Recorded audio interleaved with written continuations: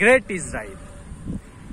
এই স্বপ্ন তারা এতদিন মনে মনে রাখলেও ইদানিং প্রকাশ করা শুরু করে দিয়েছে। ইসরায়েলের প্রেসিডেন্ট বেনিয়ামিন নেতানিয়াহু সে তো গত কিছুদিন আগে গ্রেট ইসরায়েলের যে ধারণাটা, এটার বিস্তৃতি কিরকম হবে সেটাও প্রকাশ করছে, বলেই দিছে সেটা।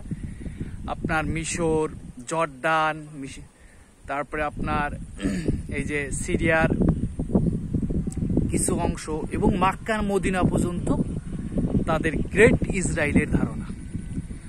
আরবরা দুইবার যুদ্ধ করে তাদের সাথে হারিয়ে গেছে, এই জন্য আরবরা আসলে সরাসরি ওইভাবে এতদিন কিছু বলে নাই।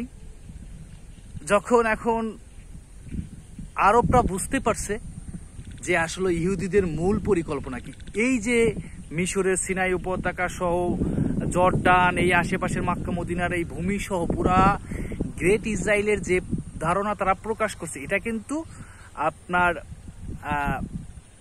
অন্য দেশের মানে আরব দেশগুলোর সার্বভৌমত্ব লঙ্ঘন এরা এখন বুঝতে পারছে। এই গতকালকের একটা খবরে দেখলাম যে আপনার গাজার মিশরের যেই রাফা ক্রসিং, যেটা এইখানে প্রায় 40,000 সেনা মোতায়েন করছে হচ্ছে আপনার মিশর হচ্ছে আরবের ঘুমন্ত সিংহ। আরবরা কোনোদিনও বিজয়ী হবে না যতদিন না মিশর থেকে মিশর মুসলিমদের নেতৃত্বে বা মুজাহিদদের নেতৃত্বে অথবা মিশর জেগে না উঠবে।